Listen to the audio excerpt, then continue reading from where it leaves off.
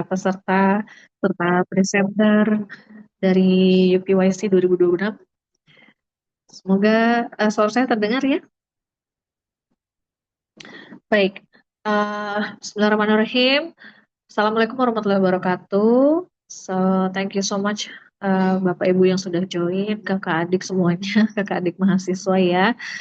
First of all, let us thank Allah for His blessings and His mercy so that we can have this event today, even though it is only on Zoom. Yeah, but we hope that we can still have a lot of insights and knowledge to learn today. And then, of course, salawat and salam may always be upon our Prophet Muhammad Sallallahu Alaihi Wasallam. Well, the Honorable Head of LDC, Bapak Faisal, SSMPD PhD, then the Honorable, the Chairperson of the 6th UPYC, Bapak Arif Sembodo, MPD, and then the Head of English Enrichment Program, Ibu Suhandini MPD, and of course, our beloved speaker today, Ibu Putri MPD, and I think Bu Putri has joined us today in our Zoom. And then she will also share a lot of knowledge. Yeah, so I think in this occasion we can have a lively discussion with Ibu Putri.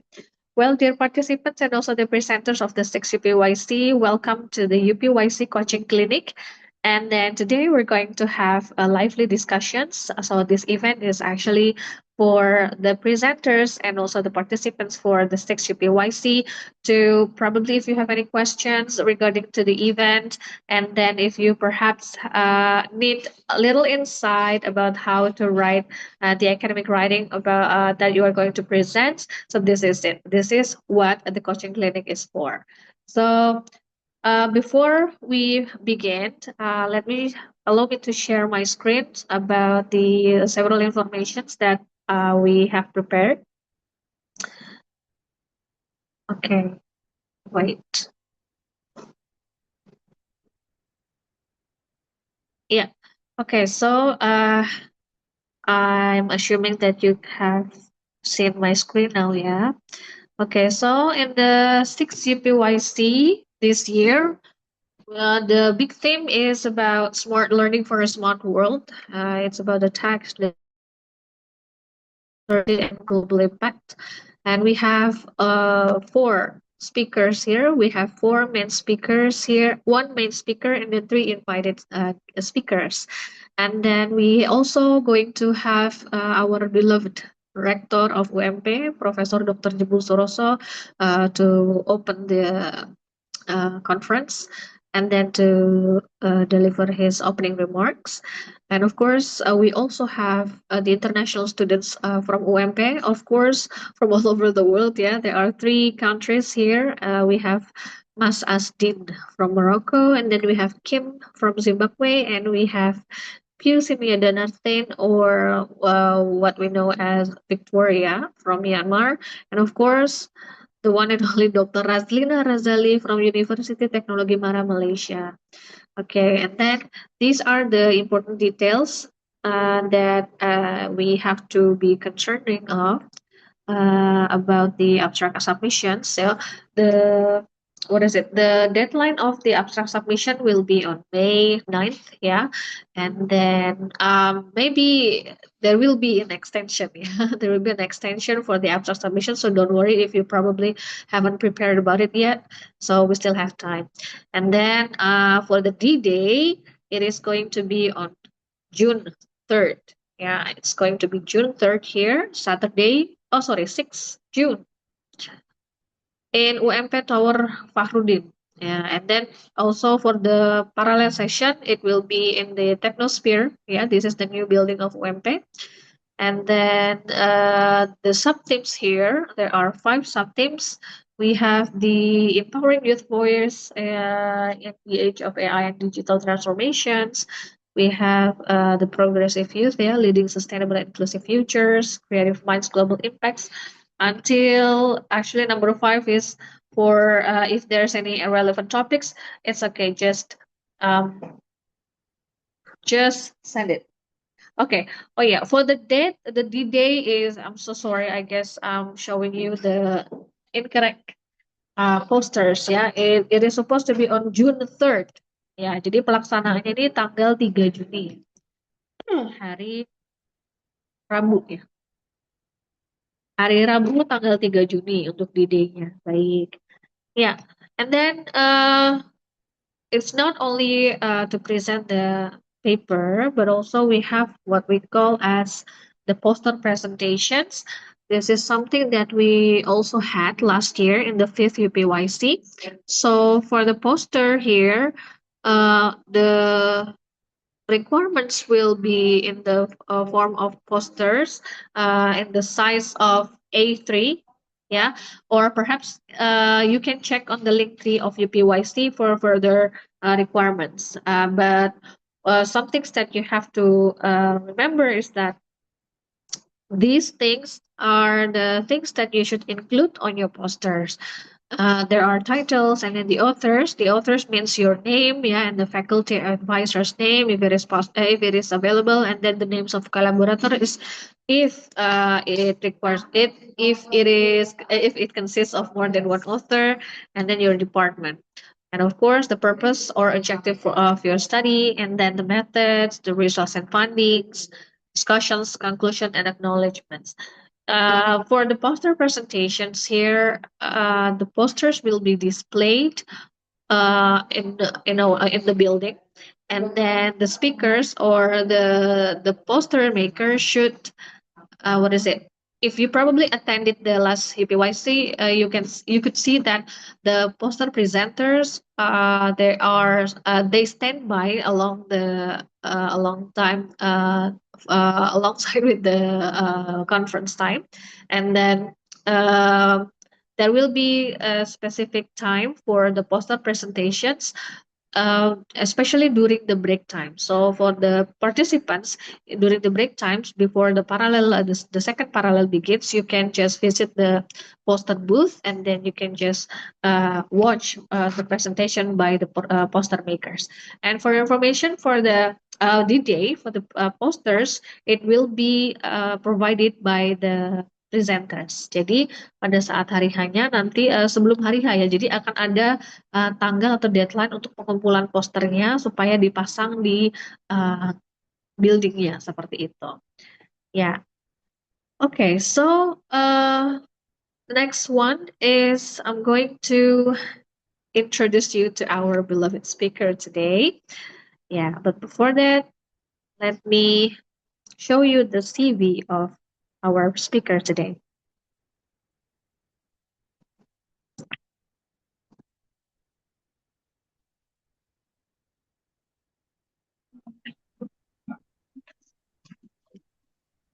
Kemudian okay. So this is our beloved speaker today. First of all, let me introduce you to Ibu PD, and she is one of our instructor in LDC. And as you can see on screen, she has a lot of achievements, academic or non-academic, yeah. And then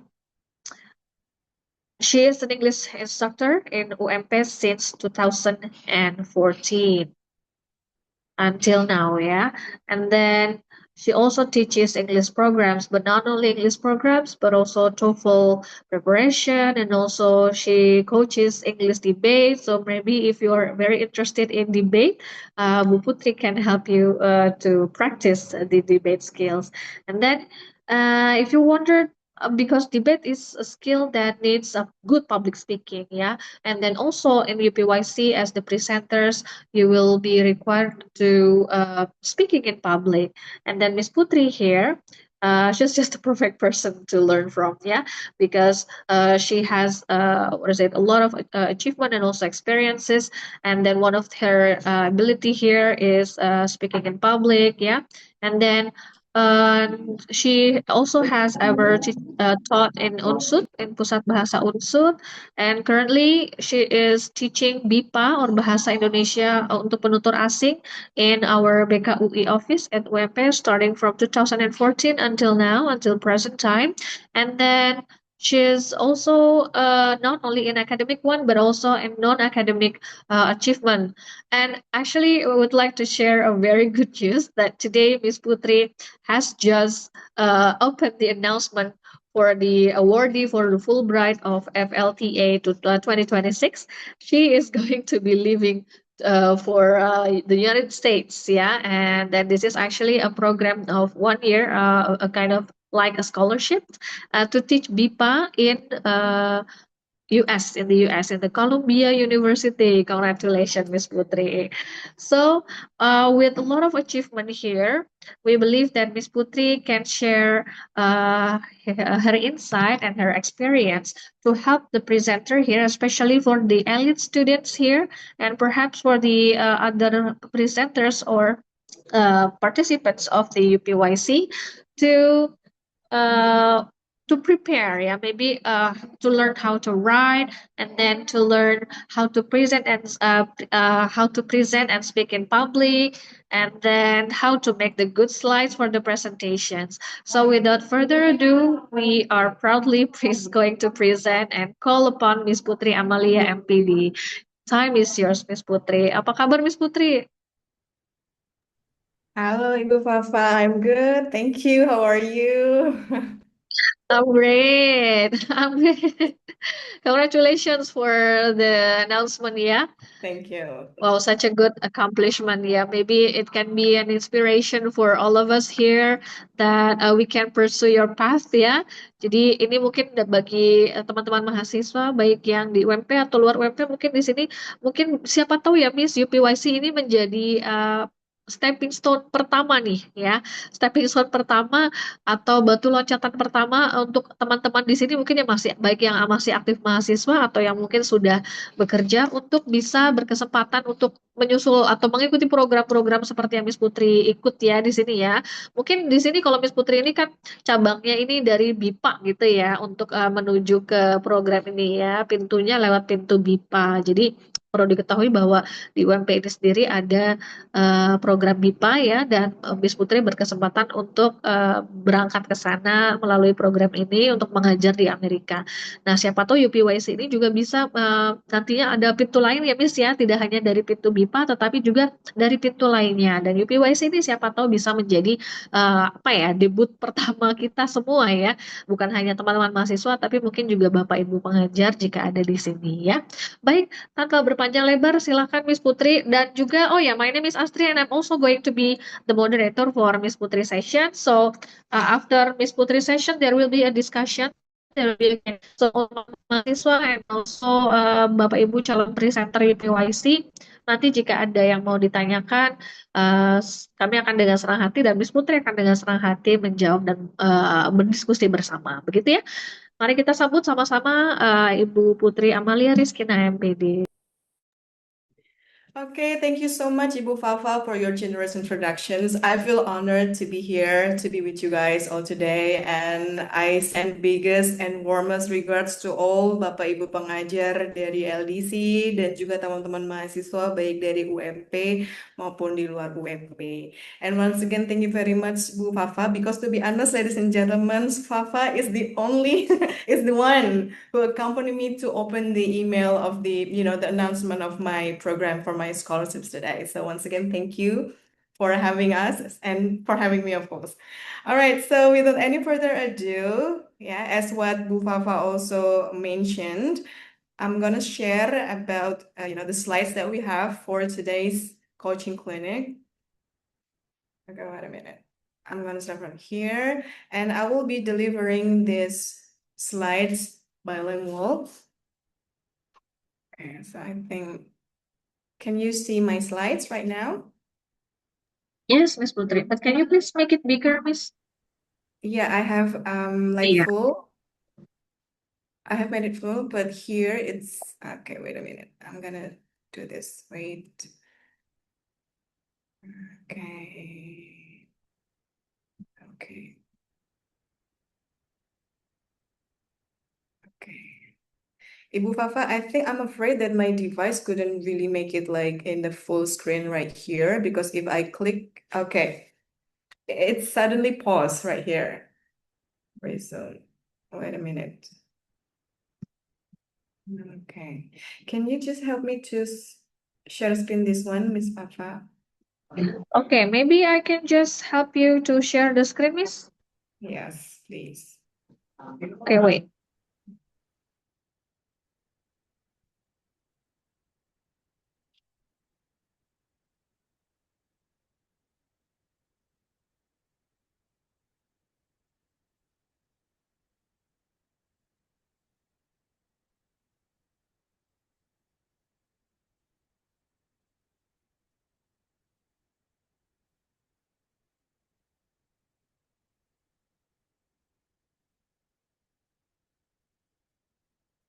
Okay, let me share my screen, ya, Miss Putri. So you can just say next if you want me to click next.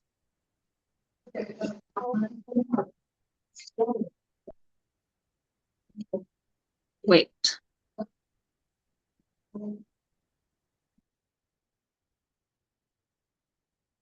Kan prosentase penarikan piutang.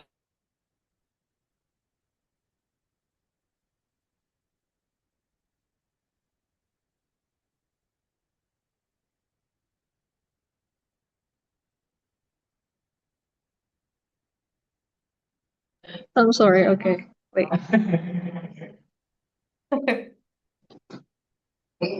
This one. Okay. Okay. Okay, thank you. Baik.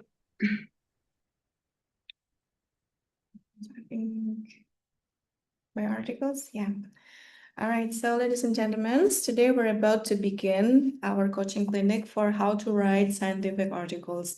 Well, as I previously mentioned, that I probably will use bilingual here, both English and also Indonesia.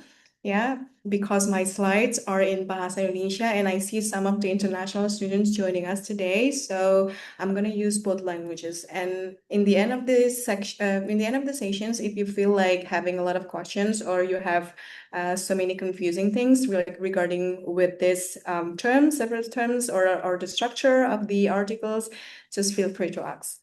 Okay, so let's go, Miss.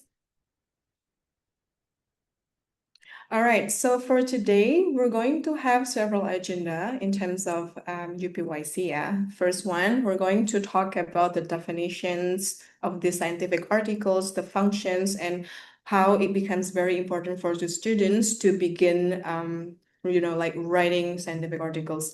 The second of all, we also would like to talk about the structure in writing scientific articles. And number three, we're going to talk about the examples of a simple research that you guys can do within 1 month, because as we know that we only have like around or at least 3 days left to finish and to submit for the full paper. And for the fourth things, we're gonna talk about how to write effectively, writing the scientific articles, of course.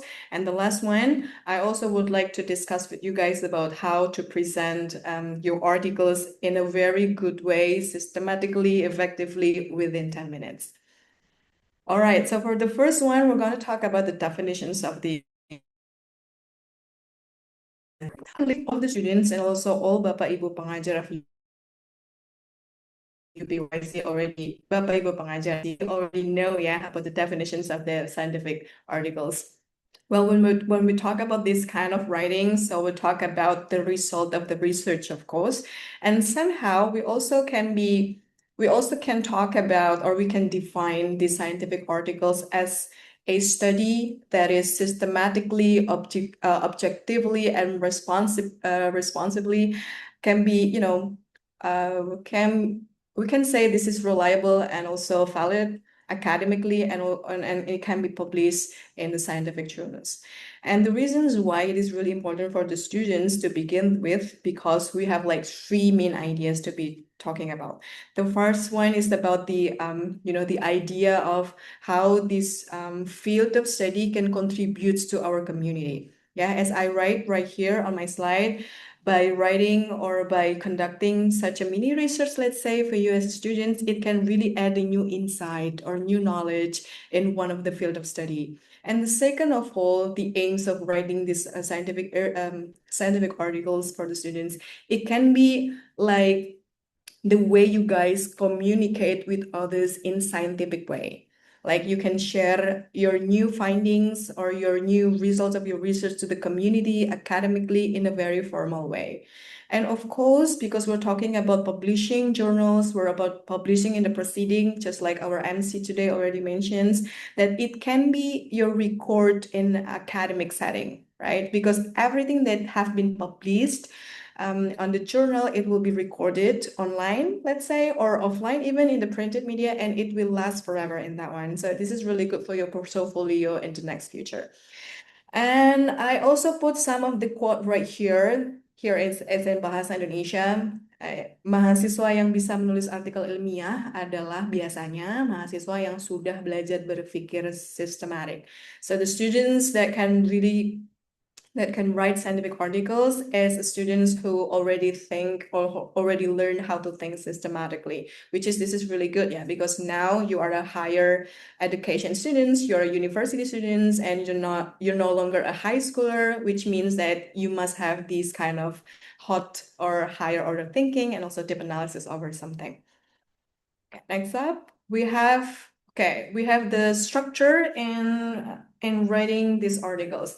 Well, I cite one of the most popular and most used a structure in the writing scientific articles. We call it as IMR-AD. So it stands for, the I stands for introductions, the aim stands for method, and R stands for result, D stands for discussions. As you guys can see right here, I have written 15% for the introductions. It means that you need to put 15% of your whole writings on the introductions.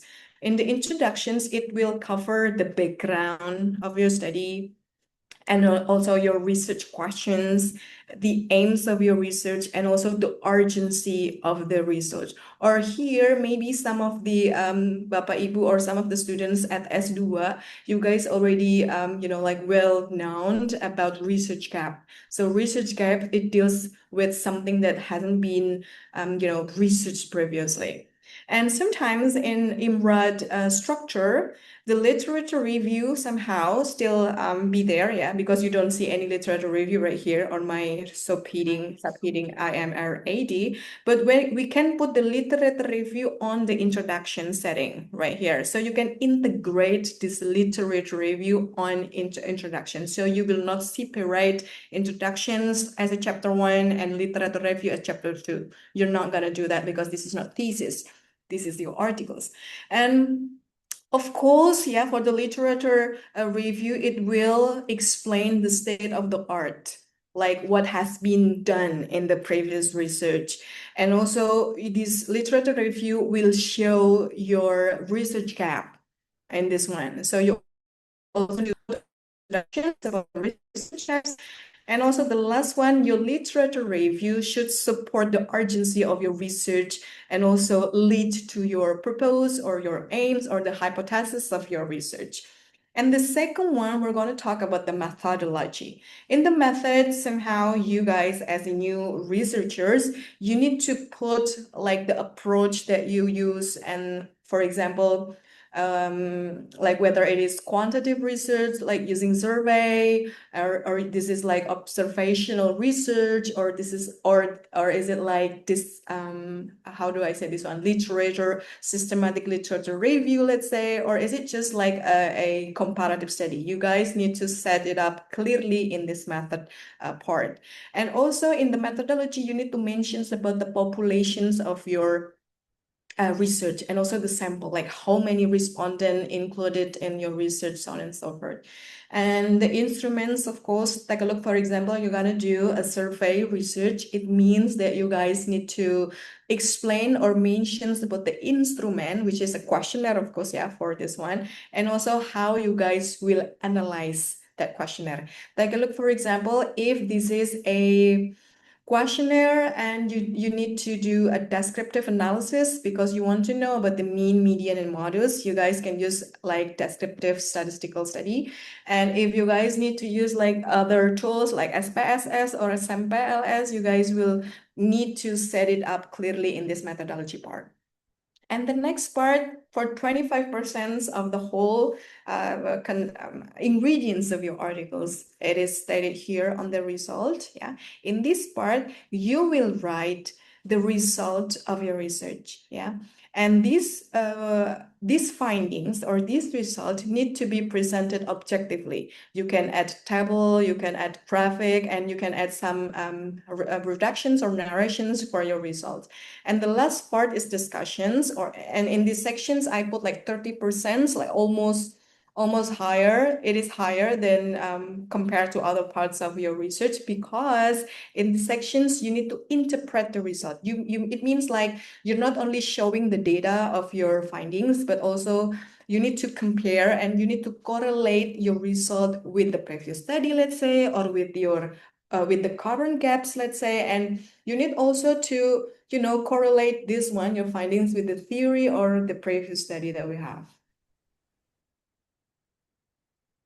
Okay, now we goes to the introductions. Let me break it down right here. So as you guys can see on my slide, in the introductions, we can say this is like pintu masuk article. It means that in this section, you guys will be writing about the phenomenon, about the backgrounds, like why this one is really important, and then how these things is really going in our society, let's say.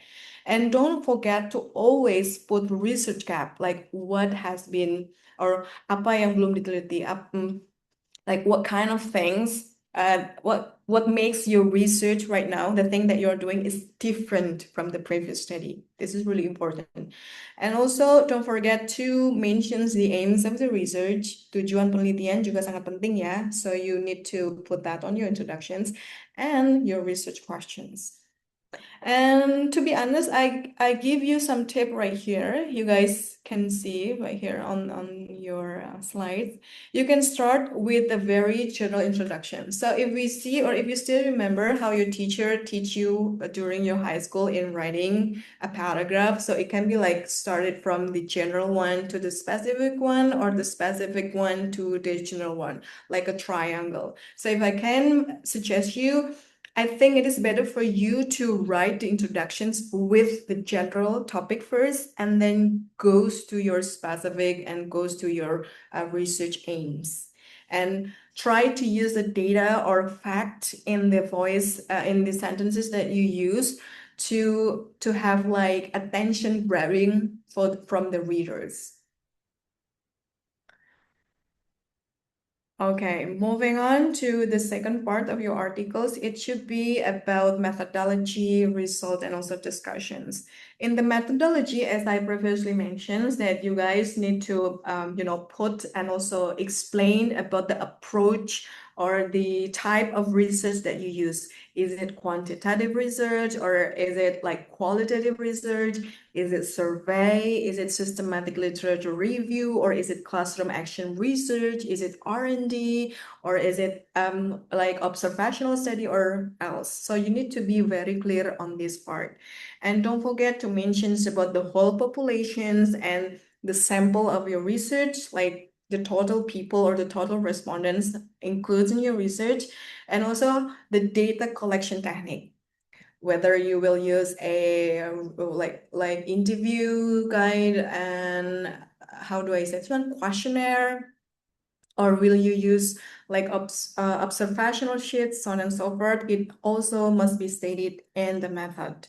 And the instruments also need to be here, like questionnaire, interview, and so on, and also the technique of your data analysis. Moving on to the result, you need to present your findings objectively. It means like you don't have to explain one by one. Like take a look, for example, you are using a survey and then you already got the data and you already do the analysis. The thing that you need to do is just presenting the data and the analysis of the data right there on the result, like the the table or the graphic right there. You just put it right there. The interpretations will be used later on the next chapter, which is on the discussion. So here on the result, you guys only need to put the results on it. And don't forget to give like narrations, some words or some sentences that can really support your findings, but not the interpretations of the result, because it will be done on the discussion sections. So once again, I write down right here, this is a very important part. Do not interpret in these sections because it's only, like giving you or giving the readers the result of your research. Even though at some journals, maybe they have like different templates. For your informations that one journal and one proceedings or one event will have a different templates of all. But right now, right here, I'm about to talk to you about the structure that is mostly being used by all the researchers around the world, which is IMR-AD.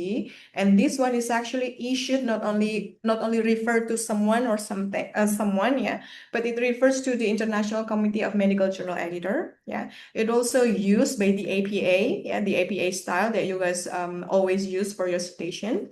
So I believe that this structure is better and it is valid and also reliable to be used for your current article writings. And the last one for the results, of course, this is about the, the order. You can write it down from the descriptive one. Take a look from the descriptive analysis study, which is about the mean, median, modus, and also it can be followed with the inferential statistic. And next, we have a discussions ya. Nah, in this part, you guys nanti boleh mulai to interpret every single findings that you have. Ya, misalnya tadi di bagian riset kalian cukup menyebutkan saja bahwa hasilnya adalah A, B, C, D, E dan seterusnya, kemudian didukung oleh gambar, grafik atau tabel gitu ya. Dan di bagian discussionnya kalian nanti bahas lagi atau interpretasikan secara lebih dalam. Kemudian jangan lupa korelasikan dengan penelitian sebelumnya, ya, apakah hasil kalian itu sama dengan penelitian sebelumnya atau teori-teori yang ada sebelumnya, apakah itu mendukung hasil kalian, apakah itu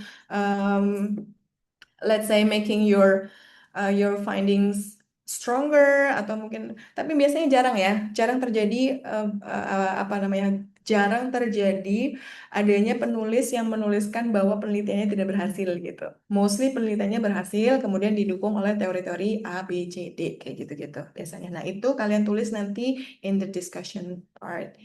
And jelaskan temuan yang tidak sesuai prediksi. If you find any unpredictable findings, yeah, on your research, you guys can also write it down right here. For example, lastly, I'm using SAMPLS for my quantitative research study, and I find that some of the construct itu kita bisa bilang items ya di kuesionernya, ternyata setelah dianalisis menggunakan tools ini kok ditemukan konstruknya itu saling tumpang tindih gitu. Artinya tidak menjelaskan setiap variabelnya secara jelas gitu. Kayak hampir sama sebetulnya. Which is ideally setiap konstruk atau setiap pertanyaan di kuesioner itu harus mendefinisikan variabel secara berbeda. Jadi harus beda-beda gitu pertanyaannya, nggak boleh sama, nggak boleh tumpang tindih atau overlaps gitu.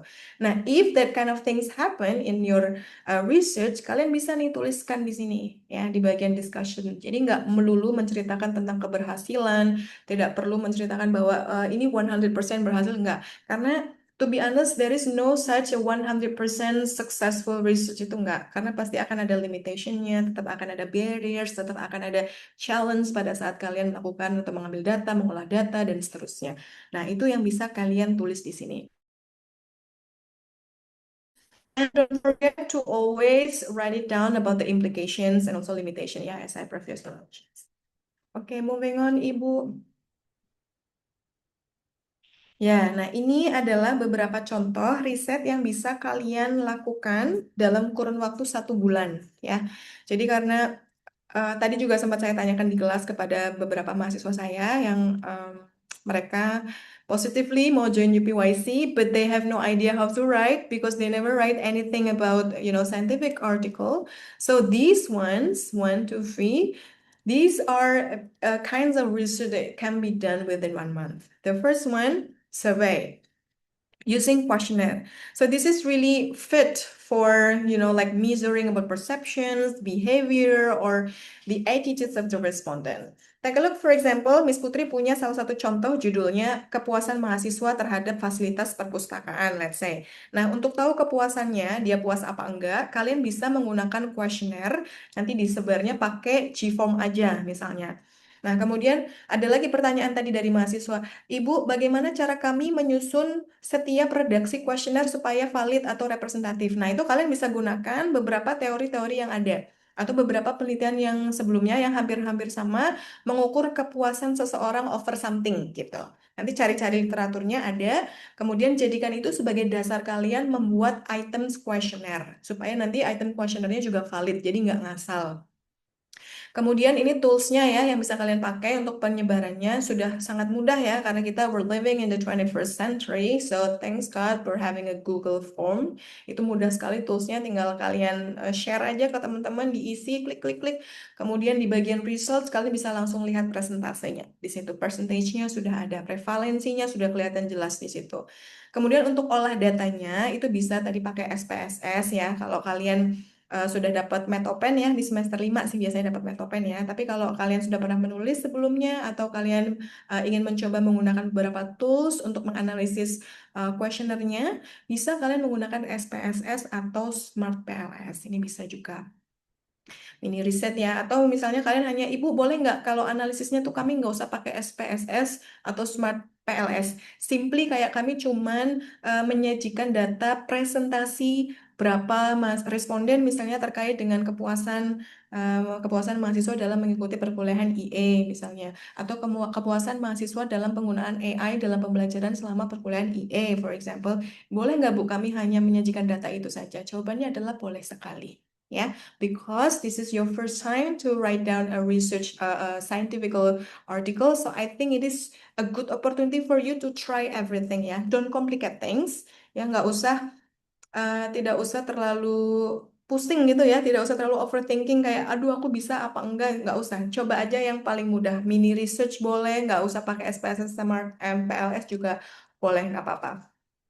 Ada satu pepatah gitu ya yang selalu saya ingat dari dosen pembimbing saya dulu, bahwa tulisan yang bagus, baik itu manuskrip tesis, manuskrip skripsi, atau manuskrip artikel kalian, ya, tulisan yang bagus itu bukanlah tulisan yang complicated atau yang sempurna gitu ya, tapi tulisan bagus adalah tulisan yang selesai.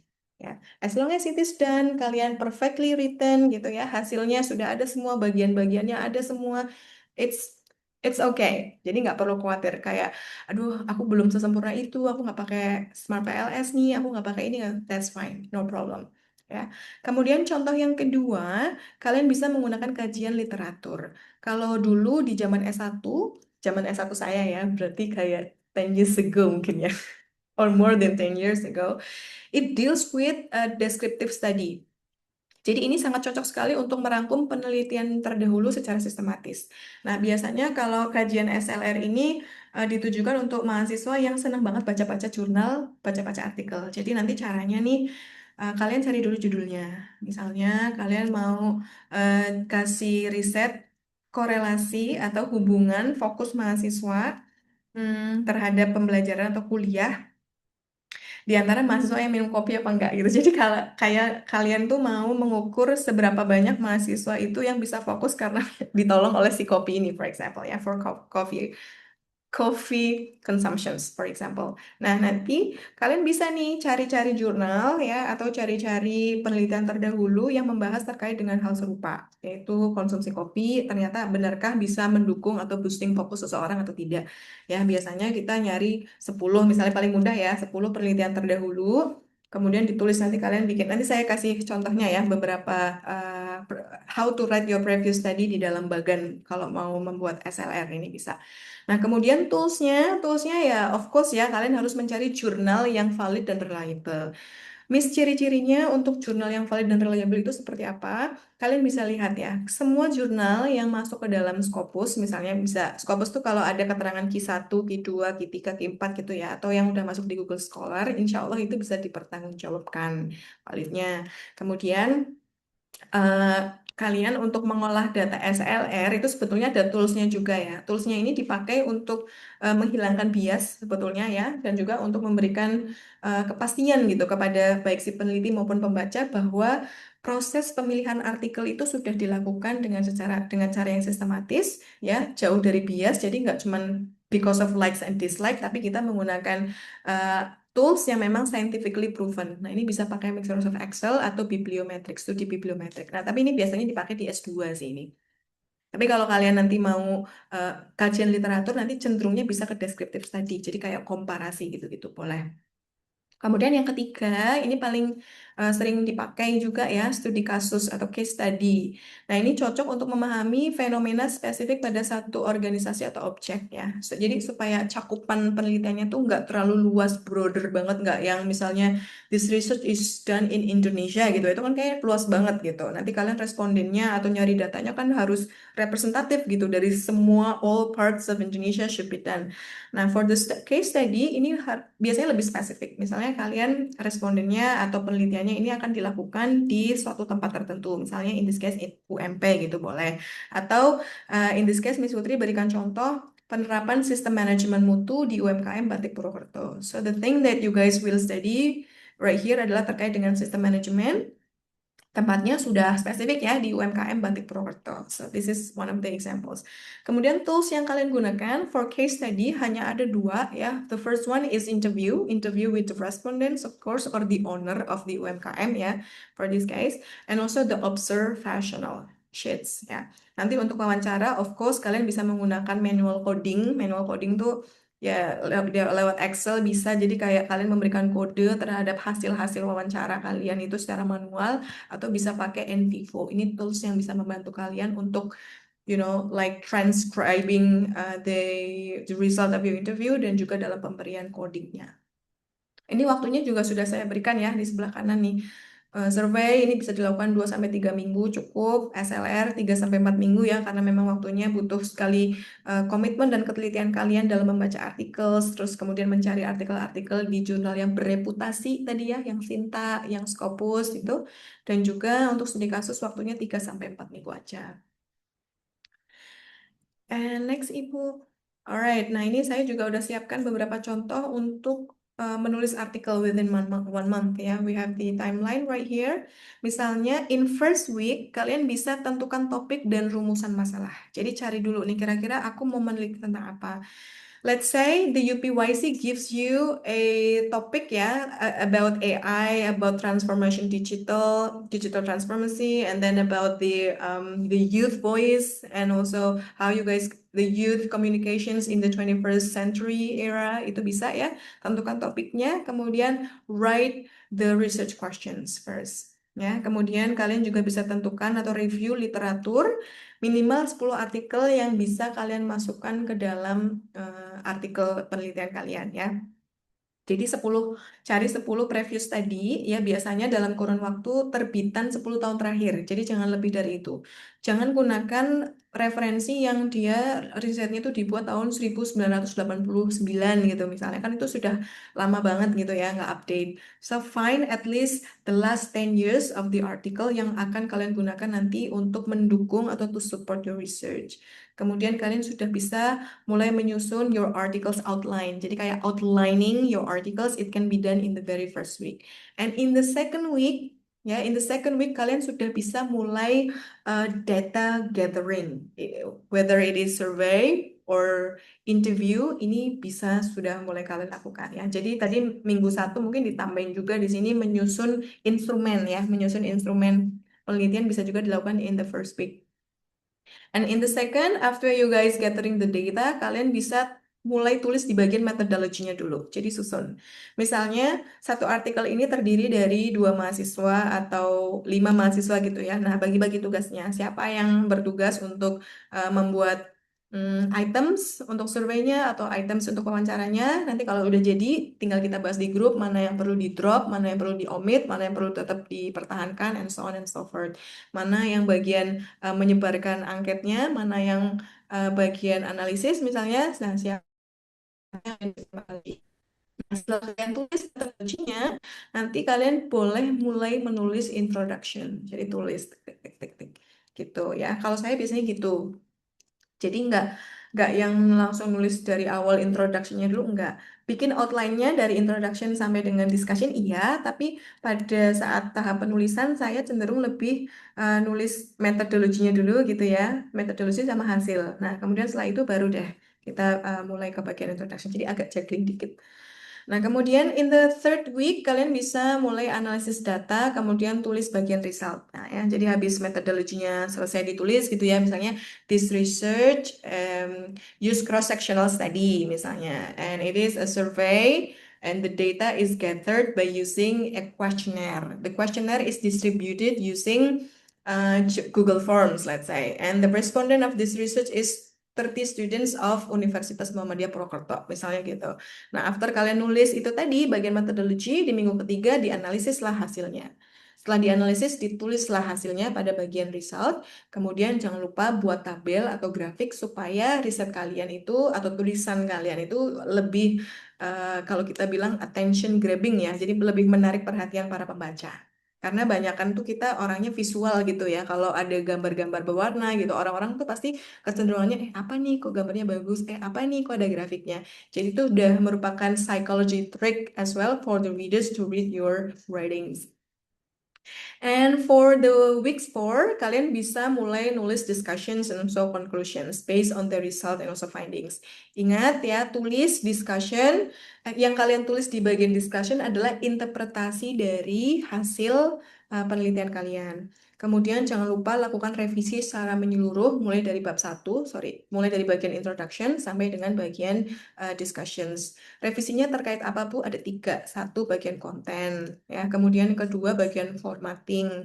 Kemudian yang ketiga lexical, jadi penulisannya. Jangan sampai ada mispronounce, mistyping dan seterusnya ya. Karena udah pasti itu akan sebutannya itu DEX rejected gitu ya. Apalagi kalau nggak sesuai template yang diberikan oleh penyelenggara. Misalnya nanti di UPYC akan memberikan template ya untuk artikel writing-nya. Jadi pastikan pada saat kalian mengumpulkan full papernya itu harus sesuai dengan template yang diberikan oleh UPYC Committee. Nah, ini sudah ada target-targetnya juga, kalian bisa lihat di bawahnya ya. Bahwa di week 1 targetnya outline-nya udah siap, literaturnya udah ada. Di minggu kedua targetnya draft awal sudah ada, data mentahnya udah siap gitu. Dan di minggu ketiga kalian targetnya adalah selesaikan analisis dan juga buat tabel serta grafiknya untuk ditempel nanti di bagian result. Kemudian di minggu keempat targetingnya adalah drafting final result sama persiapan untuk submit. Tuh, next, Miss. Nah, ini tips menulis artikel ilmiah secara efektif ya. Nah, ini kalau tadi saya bilang tulis bagian metodologinya dulu ya, setelah of course tulis seluruh outline-nya dulu, tapi untuk menulis secara lengkapnya itu akan lebih mudah bagi kalian kalau menulis metodenya dulu apa ya, paling penting, kemudian tulis hasil analisis ya. Mulai aja dulu dari hasil ya, bukan introductions. This is only preference of mine. Kalau kalian merasa, Ibu sepertinya itu susah sekali ya, for me, I think I prefer to write down from the introductions first gitu. Ya nggak apa-apa sih. Tapi for me, I think it is better to write from the result first. Karena hasil adalah inti dari artikel, ya kan? Nah, kalau itu sudah ditulis, sudah ada data yang lainnya itu akan mendukung. Itu akan lebih memudahkan kalian nanti untuk menulis ya.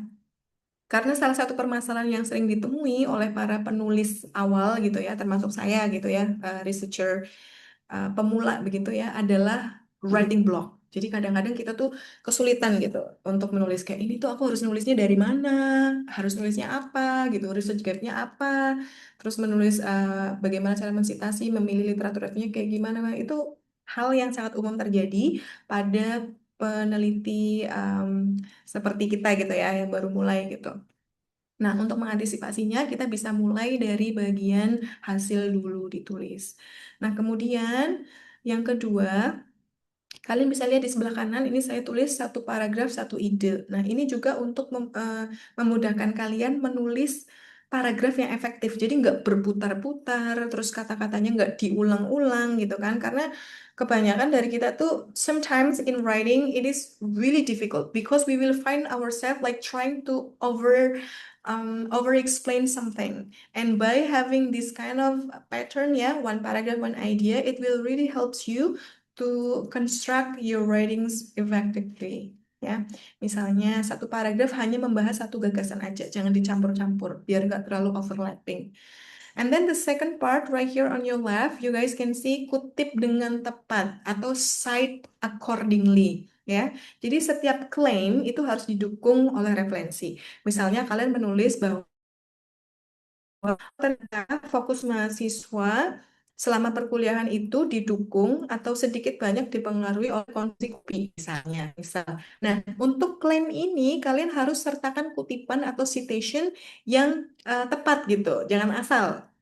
And that's why di sini saya merekomendasikan kalian bisa menggunakan Mendeley atau Zotero sebagai salah satu tools yang bisa kalian gunakan untuk manajemen citasi. Jadi untuk semua artikel-artikel yang kalian ambil dari internet nanti bisa kalian langsung masukkan ke Mendeley dan Zotero. Ini sangat mudah sekali, mempermudah dan mempersingkat waktu kalian untuk nanti satu menyusun citasi, dua menyusun reference. Page reference itu juga akan mudah. Tinggal klik mau pakai APA style atau mau pakai Harvard style itu bisa tinggal diklik aja. Kemudian yang ini ya, ikuti template journal. Ini, this is also really important for you guys. And it is like complimentary for all researchers and also others to read other guidelines before you guys writing. Karena kalau formatnya salah, udah pasti ya automatically desk reject will be done. And revise minimal 3 putaran ya. 3 putaran tuh maksudnya kayak putaran 1, kalian akan merevisi, focusing di bagian kontennya aja. Udah bener belum? Sudah saling berkaitan belum? Bagian introduction sudah sesuai belum? Kemudian metodologinya udah bener belum? Result sama discussionnya saling berhubungan enggak? Preview studinya sudah ada atau belum? Nah itu yang kalian revisi di putaran 1. Kemudian di putaran 2, kalian focusing on bahasa sama logiknya. Flow of thought, udah sesuai apa belum? Bolak-balik apa enggak? Ada yang overlap apa enggak? Kemudian kaidah kebahasaannya tuh udah bener apa belum, grammarnya sudah sesuai apa belum, ada mistyping apa enggak, itu di putaran kedua. Jadi supaya kalian lebih sistematis gitu, nggak digabung-gabung. Nah, kemudian revisi yang ketiga, fokus pada format dan konsistensi. Ya, format sesuai dengan template, of course. Lalu yang terakhir, ini kalian bisa minta feedback sebelum submit. Atau biasanya kita sebut sebagai proofread. Ya, ini bisa kalian lakukan kepada artikel yang sudah selesai kalian tulis bisa kalian kirim kepada dosen yang bersangkutan, dosen pembimbing boleh, guru IE-nya juga boleh ya, karena it is really important to have second opinion and second thought on what is written on your paper, on your articles ya. Jadi nanti akan lebih bagus kalau ada second opinion, third opinion terkait atau feedbacknya ya terkait dengan artikel kalian supaya lebih baik gitu ya dalam penulisan, konten, konsistensi dan banyak hal yang terkait dengan submission kalian. Gitu, minta teman juga boleh, minta tolong dosennya juga boleh gitu ya sebelum kalian submit. Make sure harus minimal 1 kali proofread oleh dosen minimal ya, untuk memastikan bahwa tulisan kalian itu valid dan juga reliable. Next, Ibu. Oke, nah ini langsung ya, tadi terkait dengan penulisan artikelnya udah, sekarang kita masuk ke cara presentasi artikel dalam waktu 10 menit. Ini kayaknya saya perlu konfirmasi dulu kepada panitia untuk presentasi nanti diberikan waktu berapa menit ya Bu? Apakah 10 atau 7 menit ya Bu?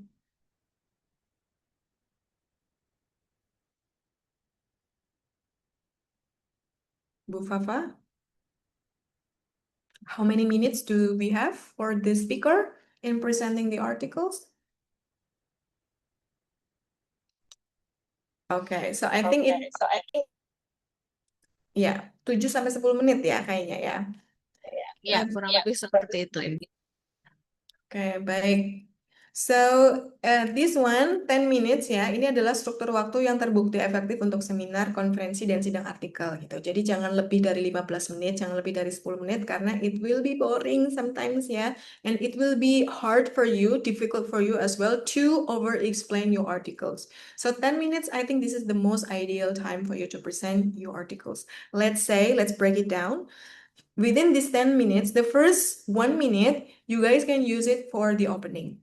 And then 2 minutes for talking about the introduction and also your gap of the research. And then 1.5 minutes, you can use that for methodology. 2.5 minutes, you guys can use this for your result. And for the last 2 minutes, you guys can use that for the discussion or interpretations of your results. And the last 1 minute as the closing. I think this is a very ideal for you as a new or as a beginner research or novice researcher, yeah, to begin with in the article presentations, yeah. Ini juga saya berikan beberapa tips ya, bisa latihan gitu ya. Practice makes perfect. And try to train yourself to speak with the timer. Yeah, because it will somehow it will affects the way you speak, ladies and gentlemen. Sometimes ya, misalnya ini to be honest, Miss Putri dulu sama Miss Fafa ini tergabung dalam tim debatnya Universitas Muhammadiyah Purwokerto. Kami saat itu sudah sampai ke National University Debating Championship. Saat itu sampai di Bali kalau nggak salah ya Miss, tingkatan nasional. Nah, kami tuh hari-hari latihannya berbicara dalam bahasa Inggris, menyampaikan ide dan gagasan, tapi dikasih timer. Itu adrenalinnya ya. So the adrenaline ya, our heart is beating so hard. So it will happen to you as well, right? But you don't have to worry because practice makes perfect and this too shall pass. Jadi the more you guys practice, the better.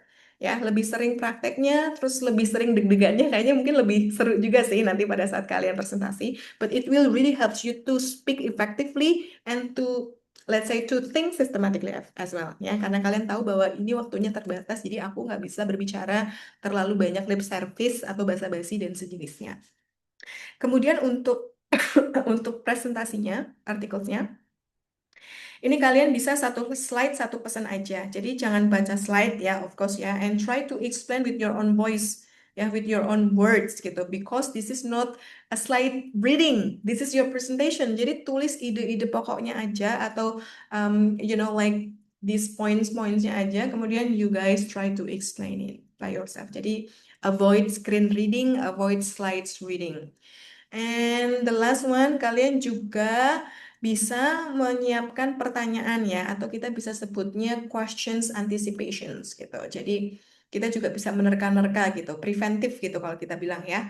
Kira-kira nih kalau saya mempresentasikan atau saya menulis riset seperti ini, pertanyaan yang akan muncul apa? Nah, at least kalian bisa siapkan 5 pertanyaan or provide 5 preventive questions that might be uttered or might be given from the audience gitu. It will help you to, like to prepare yourself biar nggak kaget-kaget banget pada saat nanti kalian presentasi di tempat yang sesungguhnya. Next up, Ibu. Oke, ini tadi ya breaking down-nya ya, 10 menit. Ini misalnya pembukaannya 1 menit, sapa audiens gitu ya. Confidently, of course, like, hi, good morning, how are you, gitu-gitu. And don't forget to mention about the title of your research, the name of the author, and also co-authors. And I think this is like one of the trick as well, yeah, to make your presentations like attention grabbing from the audience. You guys can say one hook, ya. Jadi sampaikan satu kalimat yang menarik. Misalnya dalam bahasa Indonesia mau pakai pantun ya boleh pakai pantun gitu. Atau kalian mau pakai jargon ya boleh. Atau kalian mau mengawali presentasi kalian dengan sebuah fakta, temuan fakta dari previous study itu juga nggak masalah, boleh. Kemudian di bagian introduction dan research gap, ini waktunya 1-3 menit ya. Ini di menit pertama sampai menit ketiga. Ini bisa menjelaskan fenomena dan masalah. Nah, ini juga cepat nih, 30 second aja. Kemudian tunjukkan research gaps ya, don't forget. And also nyatakan research aims sama the contributions of your research. Kemudian di bagian methodology, as I previously mentioned, you have to explain about the type of your research ya, jenis penelitiannya apa sama the approach that you guys use. Ini juga harus dibicarakan di sini. And mentions as well about the subject and also sample of your research. And also the analysis technique. Jadi sebutin aja, misalnya this is a cross-sectional study using survey and the subject of the study is the students of Universitas Muhammadiyah Purwokerto. The sample of the research is 30 students coming from misalnya Faculty of Economic and Business and Business Digital misalnya ya. And then the analysis technique which is being used in this study is apa? Misalnya descriptive analysis bisa ya, atau bisa menggunakan thematic analysis kalau kalian pakai interview. Kemudian di bagian result ini di menit ke-4 30 sampai menit ke-7 ini kalian tampilkan 2-3 temuan aja berdasarkan faktanya ya.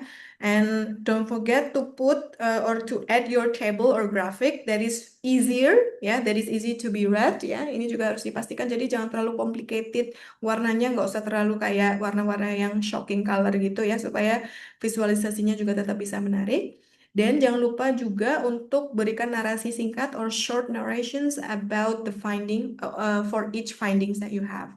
And then for the discussions, of course, yeah, once again, interpretations of the findings, yeah, you have to explain more on these sections about the result of yours.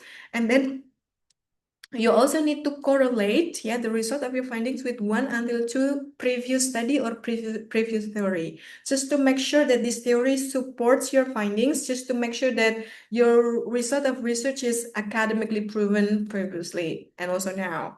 And don't forget to also mention about the practical implications and also the limitations of the research, because there is no such a perfect research. There must be limitations, there must be challenges on it. So you have to be open-mindedly talking about these limitations in your presentation. Gitu. Kemudian for the closing, berikan simpulan conclusions like 2 or 3 sentences will be nice. And don't forget to give us suggestions for the next finding or for the next research. Misalnya, limitation di penelitian ini adalah respondennya masih terbatas pada 30 mahasiswa saja. Kemudian, misalnya penelitian ini masih terbatas dilakukan pada 1 universitas saja. Nah, mungkin di penelitian selanjutnya bisa lebih di-expand atau lebih kita bilang tuh bisa lebih dikembangkan lagi dengan responden yang jauh lebih bervariasi atau representatif dari berbagai universitas yang ada di Jawa Tengah gitu, misalnya itu bisa. And don't forget to say thank you, and always open the discussion sessions as well in the end of the presentation. Next up, Ibu. Nah, ini juga ada do sama don'ts-nya Ini ada beberapa hal yang perlu kalian lakukan These are 1, 2, 3, 4, 5, 6. There are 6 things that I can suggest you to be done before you guys having your scientific presentations. First, always practice with timer before the presentation, just to make sure you're not over time. The second, always use eye contact with the audiences, okay? And do not like slides reading or screen reading or even look at the sailings while you're presenting over something, because it is not really good and it is not really suggested for your scientific presentations, of course. And the third one, use your own words and do not read the slides, because to be honest, guys, if you just read your slides, it will be boring. Okay, you have to try to manage your communications with the audience, maybe by having the eye contact, by having like a little smile with your audience, and then by having a little chit chat with your audience, it will be nice as well. So do not do slides reading. And don't forget to always prepare a backup, for every answer that you have. And I think for the slides, you may use a simple slide with the very strong visuals, So don't use many, nggak usah pakai terlalu banyak, kayak misalnya ada benda yang bergoyang gitu atau misalnya di sini ada gambar Hello Kitty yang bisa jalan-jalan gitu, nggak usah gitu. Because it will be a distraction for your presentation. It is better to keep it simple gitu because less is more, right? So don't over, how do I say, over decorating your slides. No, keep it simple. And don't forget to always explain any abbreviation. Jadi kalau ada singkatan kayak tadi misalnya saya bikin IMRET gitu Itu IMRET apa sih Ibu? Nah, don't forget to always explain that in the beginning. Karena tidak semua audiens itu mungkin paham singkatan-singkatan yang kalian tulis di dalam slide kalian. Nah, kemudian kita moving on ke bagian-bagian yang harus kalian hindari. Nah, ini tadi, paling awal saya tulis, jangan baca slide kata per kata.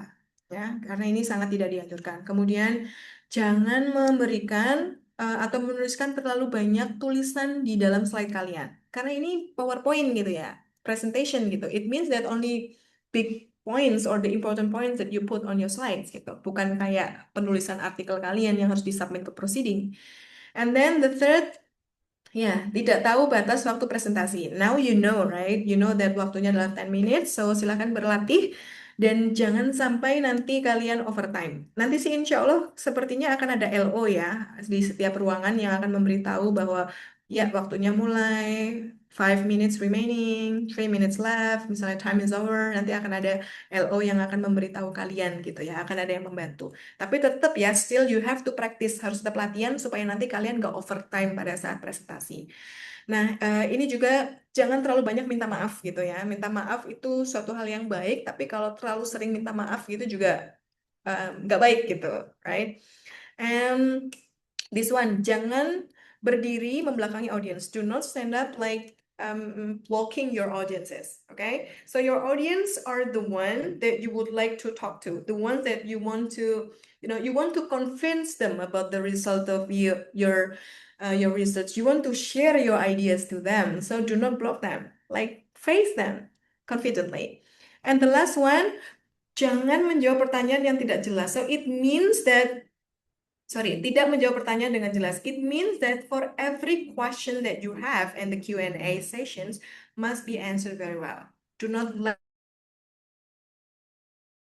anything behind. Okay, what coming from my students like, Ibu, what will happen, Bu, if I myself don't know about the result or the answer of these questions? Bagaimana jika kita tuh nggak tahu jawabannya, kita tidak tahu bagaimana menjawab dari si audiens gitu, karena mungkin audiens ini misalnya profesor gitu ya, nanyain ke kita tuh kita nggak tahu jawabannya apa nih.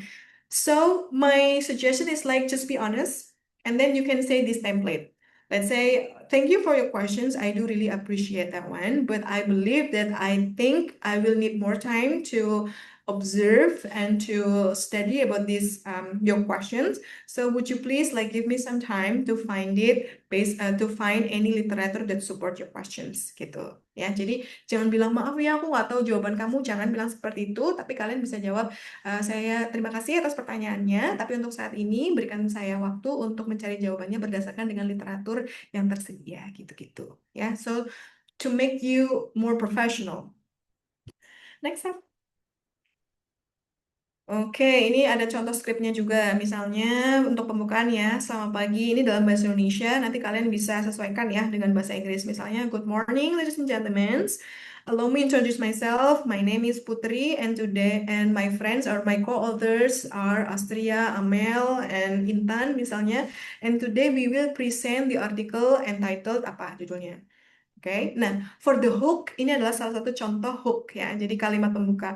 Tahukah Anda bahwa, nah ini faktanya apa nih terkait dengan topik. Oke, so you may say that do you know gitu that coffee is one of the most consumed let's say drinks around the world gitu-gitu. Nah ini yang mendorong kami untuk meneliti begini dan seterusnya. And don't forget also to use this one misalnya in the next 10 minutes I will deliver or I will present about first why this research is important, second how we do that, and third what we find, and fourth what does it mean to all of us. So let's begin gitu ya. Jadi kalian kasih sistematik dalam dalam kalian mempresentasikan di awal gitu. Jadi audiensnya juga udah siap-siap. Oh, ini pembicara, ini researcher mau bilang A, B, C, D gitu. And it also helps you to manage your own thought gitu ya, to be very systematic gitu. Nah ini juga bisa kalian pakai hook tadi ya di sini. Misalnya do you know, a little do you know, ataukah Anda bahwa ini masuk ke dalam hook. Kemudian preview strukturnya itu tadi ya. 1, 2, dan 3. Kemudian please be confident still beginning. I believe that it is not only you that is a novice researcher, yeah. It is not only you who is like a beginner for scientific researchers, tapi kalian juga perlu tahu bahwa mungkin teman-teman kalian yang ada di room, parallel room bersama kalian itu juga memiliki atau mereka juga ini juga merupakan pengalaman pertama bagi mereka dalam presentasi ilmiah gitu-gitu. So no worries, just pede aja, let it flow gitu. Next Ibu. Nah, ini Miss Putri juga punya take home message ya sebelum kita tutup, sebelum kita masuk ke Q&A. Nah, ini ada satu hal yang paling penting ya, bahwa artikel ilmiah ini bukan suatu hal yang menakutkan. This is not terrifying something gitu ya to write scientific articles. This is like how you guys structured, structurally thinking, things yang bisa kenapa ini? Ini adalah cara berpikir yang terstruktur yang bisa dipelajari siapa saja. So this is like something that can be learned by everyone, yeah, who wants to think systematically, to have a structured mind, to have a very systematic flow of thought. So this is like a best and perfect timing for you guys to sharpen your flow of thought by joining the UPYC. And then yang kedua, struktur IMR-AD adalah panduan yang sangat jelas ya. Ini biasa digunakan di dalam penulisan di almost article around the world. Jadi silahkan ikuti saja, follow the rules ya. Follow the steps, and by following these steps, we may say that you have been like 50% finished of your works ya. You've been like 50%, kalian udah halfway. Udah di setengah jalan gitu kalau kalian mengikuti struktur atau sistematika dari IMRAD ini. Kemudian yang ketiga, riset yang sederhana yang dilakukan dengan baik jauh lebih berharga daripada riset kompleks yang tidak selesai. Itu tadi ya, kayak misalnya tesis yang baik adalah tesis yang selesai, atau skripsi yang baik adalah skripsi yang selesai. Tulisan yang baik adalah tulisan yang selesai, misalnya. So it happens. And this one, nomor 4, ini paling utama ya, kaitannya dengan presentasi kalian, bahwa presentasi 10 menit bukan tentang menyampaikan semua, nggak yang you put everything on the table, itu nggak, tapi sampaikan saja bagian yang paling penting dengan percaya diri. Ya, jadi saran saya kalau nanti kalian mau bicara presentasi, satu, sebutkan introduction singkat aja, sama gap. Gap itu kayak apa yang membedakan penelitian kalian yang ini dengan penelitian sebelumnya. Kemudian metode, terus hasilnya itu kasih porsi yang paling besar ya ketika kalian nanti presentasi, sama interpretasi dari hasilnya gitu. And lastly, selamat menulis dan semoga sukses ya. If you have any questions left nanti terkait dengan penulisannya in the process of outlining the research misalnya, atau dalam proses mencari datanya, collecting the data, kalian bisa tanyakan kepada dosen masing-masing ya, atau feel free to contact me. Boleh. Begitu Ibu Astria, terima kasih. Terima kasih atas insight-nya ini Ibu Putri. Mari kita beri tepuk tangan yang meriah, virtual applause ya untuk Bu Putri ini, untuk Miss Putri atas pengetahuannya ya, atas pengalamannya, dan yang jelas pastinya ini semua akan membantu kita dalam menyusun ya. Seperti ini sangat bermanfaat ya Miss Putri, termasuk bagi kami yang mungkin sedang mengejar studi lanjut ya, dan saat ini sedang pada tahap menulis tugas akhir atau tesis seperti itu. Jadi bagi saya pribadi jadi kayak insight yang sangat fruitful banget ini ya. Jadi di sini jadi kayak banyak ilmu-ilmu bermanfaat yang baru diketahui gitu. Terima kasih Ibu Putri. Baik teman-teman mahasiswa dan juga mungkin Bapak Ibu guru jika ada, mari kita buka sesi diskusi kita. Kami persilahkan jika memang ada pertanyaan boleh raise hand, atau kalau malu boleh lewat chat Miss Putri ya. Ya, boleh lewat chat. Boleh Ya. saya. Silakan kami buka sesi diskusinya, sesi Q&A-nya.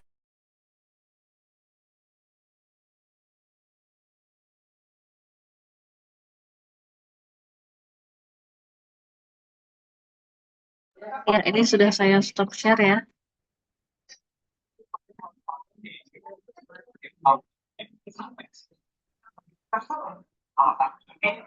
Baik. Silakan jika ada pertanyaan, Bapak Ibu sekalian, teman-teman mahasiswa. Tadi Ibu Putri, Miss Putri sudah lengkap sekali ya tadi ya menanyakannya ya, menjelaskannya itu dari mulai apa itu scientific writing ya, atau karya ilmiah ya, terus juga tadi ada metode yang IMRAD itu yang ada beserta prosentasenya ya. Di situ saya baru tahu itu Miss Putri ya, bahwa porsi terbanyak itu seharusnya memang di discussion ya, karena itu memang merupakan hasil interpretasi kita, analisis kita terhadap result dari studi yang sudah kita jalankan. Kemudian juga tadi ada juga bahkan sampai Miss Putri buatkan timeline nih, karena Miss Putri tahu betul pasti ini permasalahan yang dihadapi oleh calon presenter nantinya adalah waktu yang mepet ya. Kemudian bagaimana bisa tetap menulis seperti itu ya. Tadi sudah diberikan timeline juga, dan jangan khawatir nanti akan dikirimkan soft file dari PPT-nya ya Miss ya, nanti boleh minta materinya ya. Dan atau mungkin gini Miss, saya mungkin mewakili teman-teman mahasiswa yang sedang berjuang menulis ya. Karena mungkin kita kan we're living in a digital era, and then where AI is everywhere ya. Dan of course penggunaan AI itu sudah tidak mungkin terhindari ya. It is inevitable. Jadi pasti mahasiswa itu sudah mengenal AI, baik itu penggunaannya untuk hanya mencari referensi misalnya, atau untuk proofread saja, membantu proofread ya, atau mungkin apa namanya ya penggunaan AI itu sendiri memang sangat apa ya membuat mahasiswa itu menjadi tergantung seperti itu Miss. Jadi kalau misalkan dari Miss Putri sendiri, kira-kira dalam penulisan karya ilmiah itu sebenarnya boleh atau tidak menggunakan AI seperti ChatGPT, Gemini, begitu ya? Untuk dan kalaupun boleh itu sampai to what extent, sampai berapa porsinya sih misalnya ya, atau sampai seberapa banyaknya sejauh mana kita itu boleh menggunakan AI dalam penggunaan atau dalam penulisan karya ilmiah kita, Miss. Mungkin pertanyaan ini mudah-mudahan mewakili teman-teman mahasiswa yang lain ya. Seperti itu, Miss Putri mungkin bisa membantu menjawabnya, Miss. Oke, baik, Bu Fafa. Ini sebuah pertanyaan yang bagus sekali ya, sejauh mana batasan kita dalam menggunakan AI dalam penulisan artikel ilmiah. Nah, ini juga seringkali menjadi problematik isu ya bagi kita para pengajar ya Bapak Ibu, karena banyak sekali kasus ditemui kita minta mahasiswa kita untuk nulis, tapi ternyata udah kelihatan ya. We just know that our student using AI to write or to answer this essay, let's say, they use AI to like simplify everything. Tapi in the end of the day, penggunaan AI berlebihan atau penggunaan AI dalam konteksnya ini akademik ya, ini biasanya kita sebutnya sebagai false positive. Bapak Ibu, Bapak Ibu mungkin teman-teman mahasiswa beberapa sudah pernah mendengar ya terkait dengan false positive. Jadi false positive itu lebih mengarah kepada ini sebetulnya suatu hal yang baik tapi tidak baik gitu ya, suatu hal yang sangat helpful sebetulnya tapi tidak sepenuhnya dibenarkan gitu, apalagi dalam konteks akademik gitu. Take a look, for example, kalau kita bicara 100%, kemudian 70% dari pekerjaan kita kok menggunakan AI, ya of course ini akan merujuk pada plagiarism ya. Kemudian pertanyaan selanjutnya, sejauh mana sih Ibu kita bisa menggunakan AI tanpa masuk ke kategori false positive itu tadi, atau supaya kita tidak terjerumus terhadap plagiarism. So there are some of the things that I will share to you guys ya. Misalnya nih, kita punya batasan atau dari awal kita harus punya prinsip utama gitu ya dalam penggunaan AI. We have to think bahwa AI is our assistant, not the author. Or sometimes ya, when someone asks me like, what do you think about the AI? So I will answer like, AI is like my friends.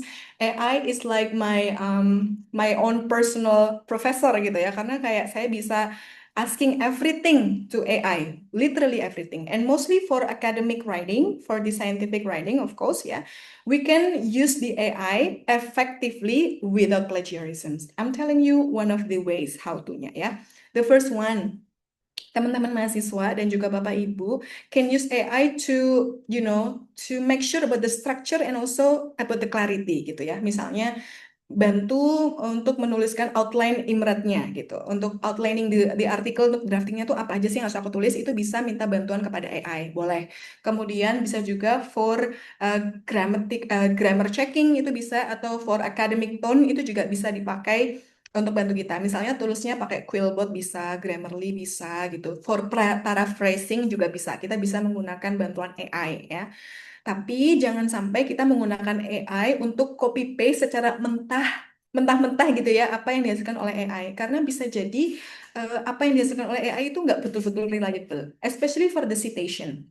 Misalnya Bapak Ibu mencoba menulis pakai ChatGPT gitu ya, bagian literatur review gitu. Di situ kan udah langsung ada citationnya, misalnya Putri Amalia atau Amalia, 2026. Nah itu ketika diklik kadang-kadang itu nggak ada relevansinya gitu kan. Diklik tuh nggak ada, there is no link between that one. Jadi kayak kalau saya bilang AI-nya agak halu gitu. So don't trust AI 100% ya.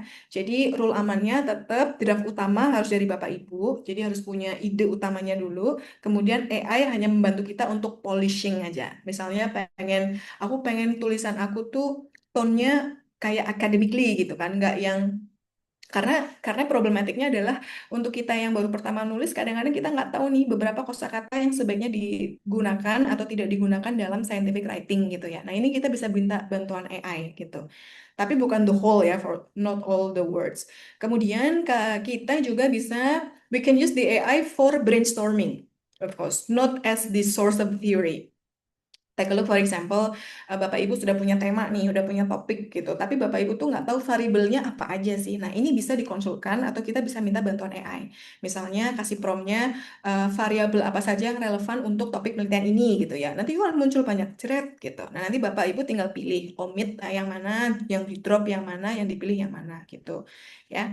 Kemudian jangan asal ambil citasi dari AI tanpa dicek dulu karena ya itu tadi ya, karena tidak semua citasi yang dihasilkan oleh AI itu reliable, especially kalau itu didapat dari ChatGPT atau dari Gemini. Jadi tetap ya, untuk reference, untuk citasi, saya anjurkan Bapak Ibu harus ambil sendiri dari jurnal-jurnal yang bereputasi, seperti dari Scopus, kemudian dari PubMed bisa, Elsevier bisa, ResearchGate juga bisa, atau dari jurnal-jurnal Sinta terbitan Indonesia yang reliable gitu. Jadi jangan asal nulis di Google, kemudian ini aja deh klik-klik gitu, jangan. Jadi masuk ke jurnal-jurnal tertentu yang sudah pasti reputasinya bagus. Jadi supaya nanti kualitas penulisan Bapak Ibu juga bisa dipertanggungjawabkan gitu. Akan lebih bagus gitu bunyinya. Kemudian AI juga bisa digunakan tadi untuk parafrase ya. Jadi bisa minta Quillbot gitu untuk Quillbot AI. Atau Bapak Ibu, saya punya satu AI ya yang jauh lebih bagus daripada ChatGPT atau Gemini. Namanya Cloud. Cloud ini kalau kita pakai hasil jawabannya itu lebih deep. Dia lebih mampu untuk memberikan deep analysis sama deep elaboration terhadap one of the topic that we have. Ya, instead of using ChatGPT atau Gemini yang sometimes jawabannya itu hanya on the top atau on the surface, let's say, Cloud can gives us more beneficial, like more comprehensive explanations over something. Nanti Bapak bisa coba ya. Kalau untuk trial awal-awalnya biasa gratis gitu ya, tapi kalau lebih gitu kita mau ngobrol banyak sama Cloud ini biasanya dia minta yang berbayar, minta di-upgrade gitu. Nah, kemudian misalnya AI juga bisa kita gunakan untuk to give feedback. Misalnya kita udah selesai nulis nih, tapi kita udah selesai nulis, kita mau proofread, udah ngasih ke dosen, kita udah proofread ngasih ke teman misalnya, tapi kita juga at the meantime kita pengen dapet jawaban pada saat itu juga. Itu bisa Bapak Ibu upload aja filenya ke AI tersebut ya, ChatGPT boleh, Gemini boleh, Cloud juga boleh, kemudian minta feedback dari si ChatGPT atau si Cloud ini. Maka itu nanti bisa misalnya kasih promptnya apakah argumen ini lemah gitu, ataukah apakah gapnya sudah tertulis dengan benar, tersampaikan dengan benar gitu. Apakah pembahasan ini terlalu deskriptif atau tidak, kasih prompt-prompt seperti itu. Nanti AI akan memberikan refleksi dan kritik yang kalau saya rasa itu cukup representatif gitu ya untuk membantu kita dalam memperbaiki tulisan atau isi. Nah, kemudian untuk batasannya tadi limitationnya satu, of course, jangan copy paste tanpa editing ya. Jadi kayak cuman simply copy kemudian paste on your paper itu sangat tidak disarankan. Kemudian do not use AI sebagai sumber ilmiah, utamanya ChatGPT, Gemini itu jangan. Tapi kalau Bapak Ibu ingin mencari menggunakan tools AI tools yang bisa membantu mencari referensi itu ada banyak yang reliable.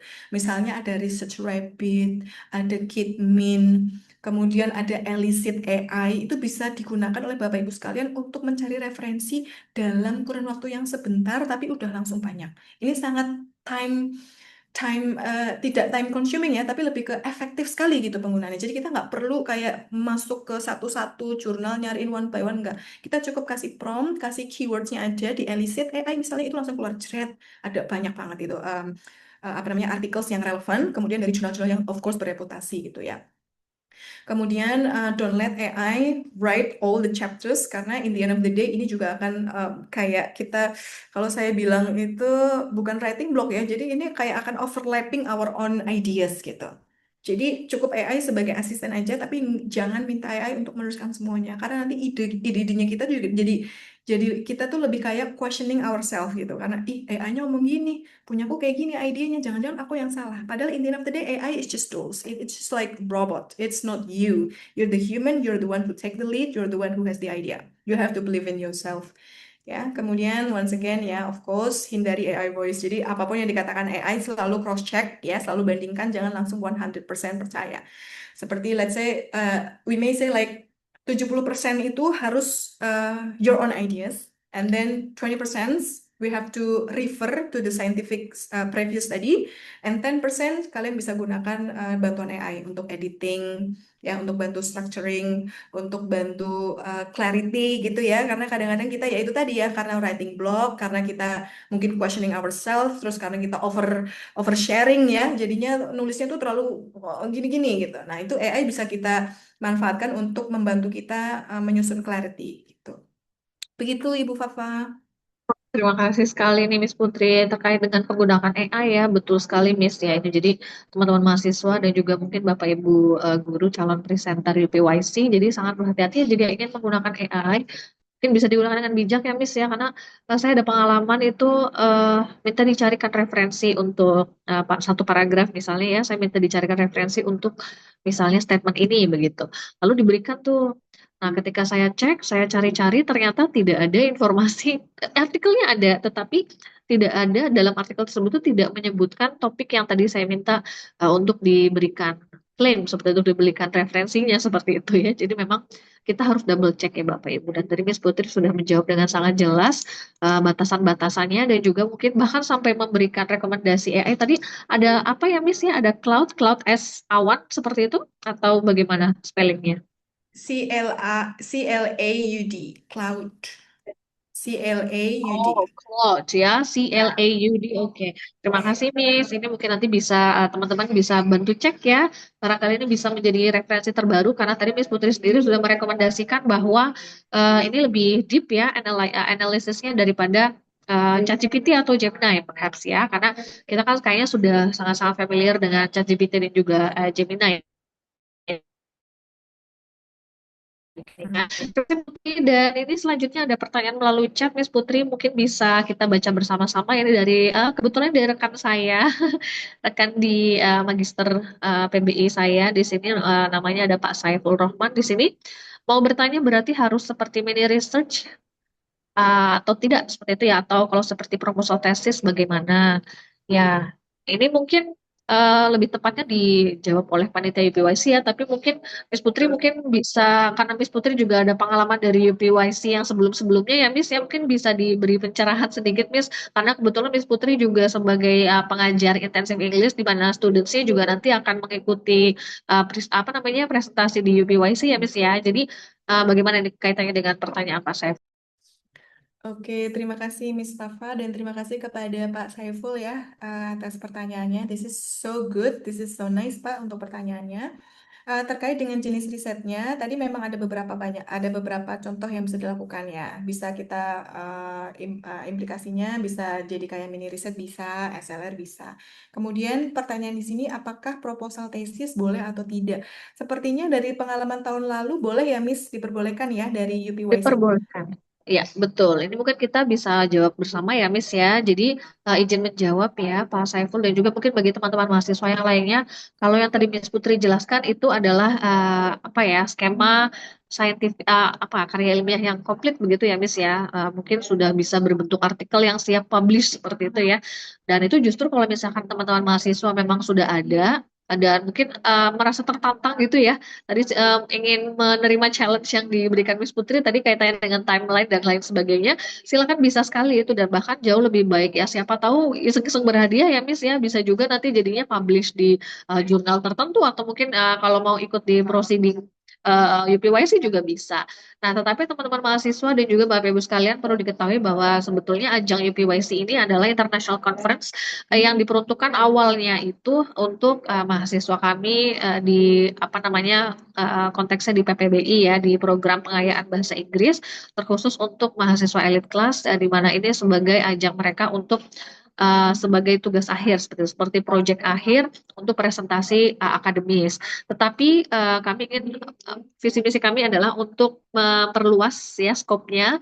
Jadi tidak hanya untuk internal PPBI saja, tetapi juga meluas menjadi internal UMP dan alhamdulillah mulai dari tahun kemarin itu sudah bisa banyak dari eksternal UMP yang juga bergabung dengan UPYC dan menjadi presenter. Ada yang presenter dan ada yang partisipan ya. Nah, maka dari itu untuk Bapak Ibu sekalian, kami sangat welcome dan kami sangat senang sekali jika Bapak Ibu dan teman-teman mahasiswa semuanya ingin mempresentasikan hasil risetnya ya, baik itu mini riset atau misalnya apa namanya tadi ada literature review ya, terus juga ada lagi R&D misalnya ya yang lebih luar biasa lagi. Atau jika memang teman-teman mahasiswa itu mungkin merasa itu masih terlalu berat ya Miss Putri, kami UPYC ini sangat terbuka bagi karya ilmiah yang lain baik dalam bentuk riset tadi atau bisa juga semacam book review. Jadi itu buku juga kan itu literatur begitu ya. Jadi boleh sekali jika memang teman-teman mahasiswa ingin mereview buku itu boleh ya. Tadi seperti yang ditanyakan oleh Pak Saiful, apakah proposal baru proposal boleh? Boleh sekali ya. Itu nanti silakan dipresentasikan proposalnya mau seperti apa, rencana studinya ya, rencana risetnya akan seperti apa.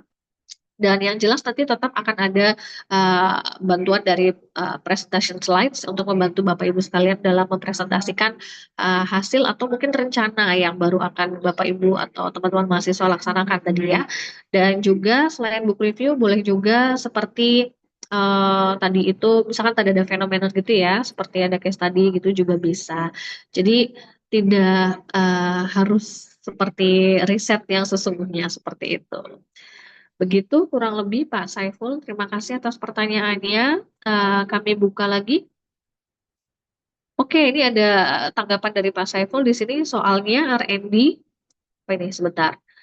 Ya, soalnya saya R&D Miss sudah buat produk tapi belum share ke partisipan. Nah, itu boleh diperkenalkan dulu ya Pak Saiful ya. Mungkin kayak cek ombak gitu ya Miss Putri ya. Gimana menurut pandangan Miss Putri? Ya boleh. Dulu riset saya juga R&D Pak Saiful. Jadi sebelum masuk ke diseminasi, sepertinya boleh-boleh aja sih kalau Bapak mau masukkan ini ke dalam proceeding ya, dalam bentuk proposal tesis gitu, nggak apa-apa banget. Nanti kalau misalnya udah selesai semua siklusnya, siklus R&D-nya, nanti tinggal dicek-cek-cek, terus nanti terbit aja final artikelnya di jurnal yang mana gitu. Nah untuk UPYC ini Bapak tinggal submit yang bagian riset proposal tesisnya aja nggak apa-apa sih.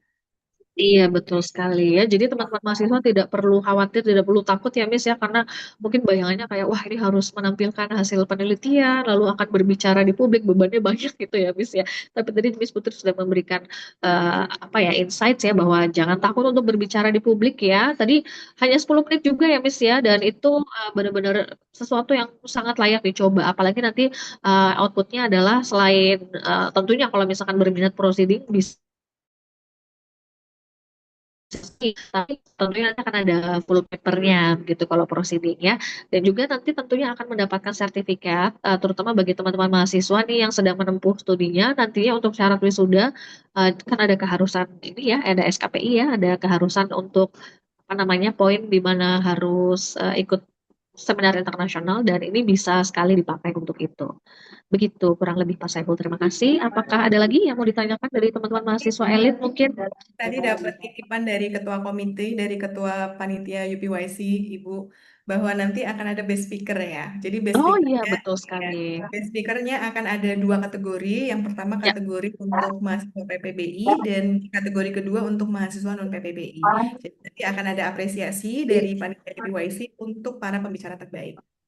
ya, tadi betul sekali ya karena pesertanya ini bukan tadi sudah di highlight juga ya pesertanya bukan hanya dari internal UMP saja, tetapi juga mungkin ada yang dari eksternal dan juga mungkin ada juga yang tidak dari program PPBI. Ya nanti akan maka dari itu kategorinya akan dibagi menjadi dua ya, PPBI dan juga non PPBI untuk best speakernya. Jadi nanti di sertifikatnya itu akan tertulis sebagai best speakers. Itu nantinya akan tentu akan sangat bermanfaat ya. Talking about that, Miss Putri, kenapa saya highlight bahwa sertifikatnya itu akan sangat bermanfaat? Ini karena kemarin ada salah satu mahasiswa yang meminta data dari, nah beliau ini sedang mengikuti apa ya, suatu program mahasiswa Filmapres atau apa begitu ya, dan itu memerlukan data dari bukti bahwa beliau itu mengikuti apa UPYC sebagai presenter. Nah, jadi ini sangat bermanfaat ya untuk sertifikat ini, seperti itu ya. Baik, apakah masih ada pertanyaan dari teman-teman mahasiswa?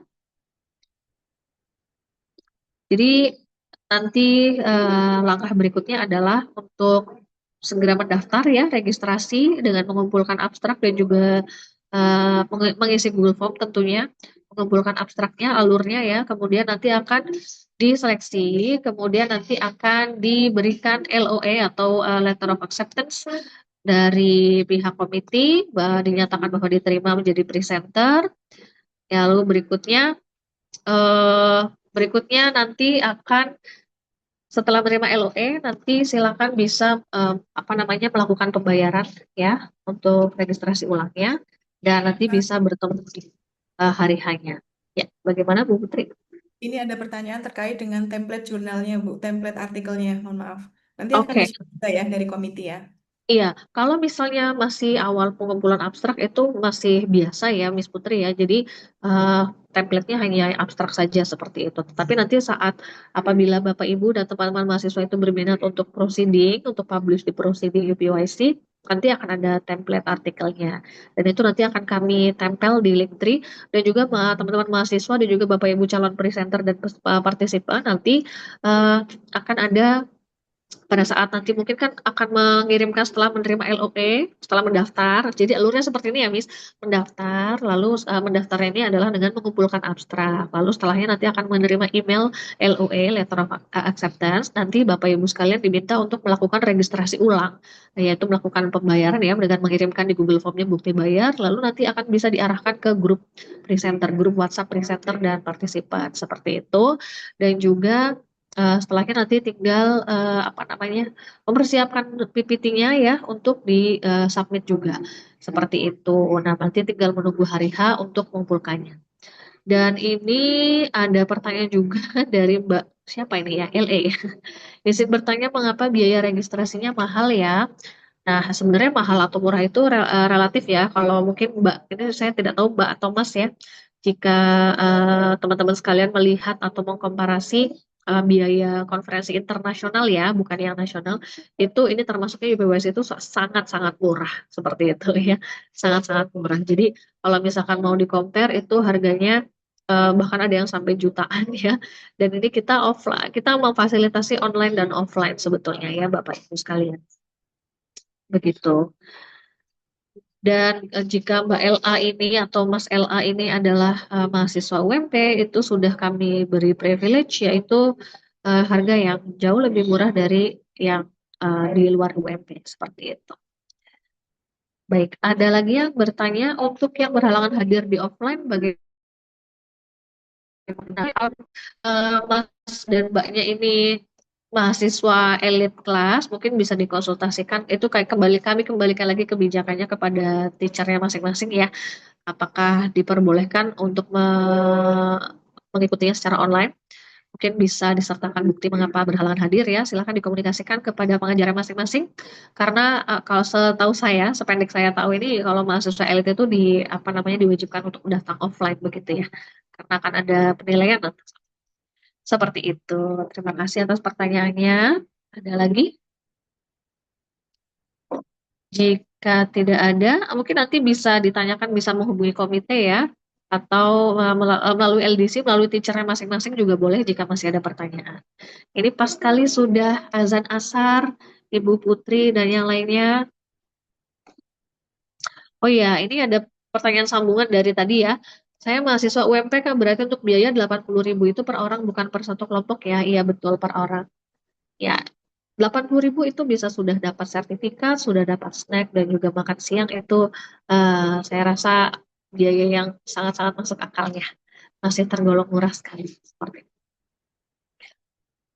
Baik,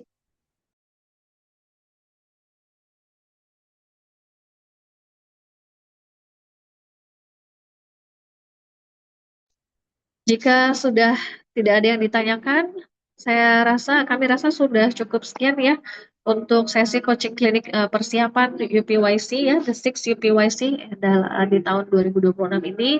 Semoga apa yang sudah kami sampaikan bisa membantu teman-teman sekalian dalam mempersiapkan artikelnya atau mungkin karya ilmiah lainnya ya. Dan juga semoga lancar, kami doakan semoga lancar semuanya. And on behalf of the committee, we would like to say thank you so much, Ms. Putri, for your time, for your dedication, for the priceless and precious knowledge and insights. Thank you so much. Semoga menjadi ladang pahala untuk Ms. Putri juga, dan juga tentunya bisa menjadi pengetahuan yang sangat bermanfaat bagi semuanya, termasuk saya sendiri, Miss ya. Thank you so much, Miss Putri dan teman-teman mahasiswa sekalian. Kami tutup ya dengan bacaan hamdalah bersama-sama. Alhamdulillahirobbilalamin. Alhamdulillah. Ya, demikian yang bisa kami sampaikan. Terima kasih. Wassalamualaikum warahmatullahi wabarakatuh. Waalaikumsalam warahmatullahi wabarakatuh. Terima kasih, Bu Waalaikumsalam. Fah. Terima kasih.